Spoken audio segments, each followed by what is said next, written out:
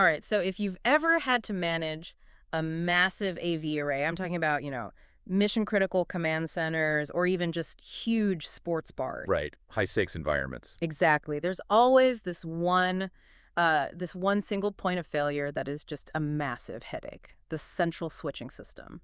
And if that one box goes down, your whole operation is dead in the water. It is. So today we're doing a deep dive on a solution to that problem. The WolfPack line of modular matrix switchers from HDTV Supply. What's so interesting here is how the core architecture itself is the solution. It all comes down to modularity. So let's talk about that physical architecture. We're looking at these chassis, right? They come in sizes like 9 by 9, 18 by 18, even up to 36 by 36. And they're essentially just card cages. The whole system is built around these individual one-port slide-in cards. But hold on, doesn't that make things more complex? Suddenly you have dozens of little cards to keep track of instead of one sealed unit. That's a fair question, but it actually slashes the total cost of ownership. Think about it. A signal is lost. You don't have to pull out the entire matrix, which could be weeks of downtime, and send it for repair. You find the one bad card, pop it out, and slide a new one in. So your downtime is measured in minutes, not weeks. Exactly. And that modularity extends to versatility too, like with their MAV card. Right, I saw that. It uses a DVI port, but with adapters it can handle basically anything you throw at it. Anything. Modern HDMI, legacy VGA, even old analog signals like component or composite video, it's a universal translator. Now, in these live environments, performance is everything. You can't have delays. And that's where the speed of this WolfPack tech is just critical. They claim 100 millisecond instantaneous video switching. That's incredibly fast. How do they actually achieve that? We're all used to that, 2-second black screen when switching sources. They do it by processing all the digital negotiations in parallel.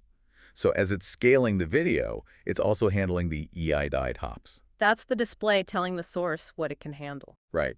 And at the same time, it's doing the HTTP handshake for copy protection. It all happens at once. So no lag. Operationally, that means zero miscues in a control room. Precisely.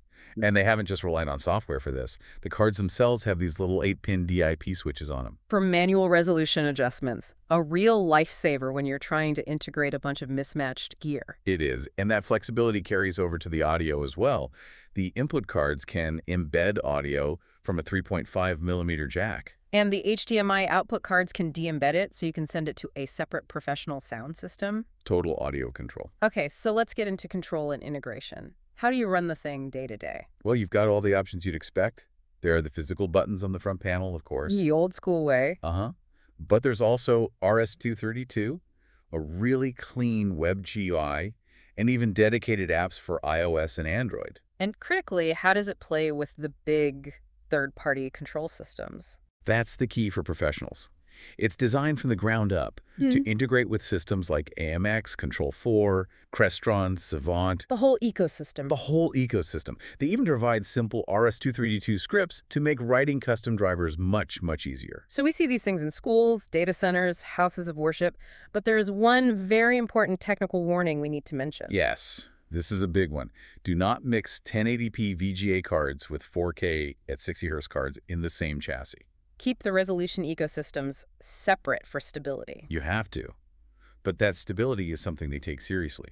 Every unit goes through a 6-step testing procedure. Including, I saw, a 24-hour aging process where it's running under a full load. That's right. And it's all backed by their 2-year advanced replacement warranty. If a part is verified to have failed, they'll ship a replacement to you within 24 hours in the USA. That's some serious peace of mind. It is. And it brings us to a final sort of provocative thought. If you have a system like this, one that integrates so well with platforms like Control4 and Savant. And a system where the core chassis could be viable for, decades? Exactly. If all you ever have to do to upgrade to the next generation, say from 4K to 8K, is just swap out a few inexpensive cards, does this kind of modularity mean AV system obsolescence is basically a thing of the past?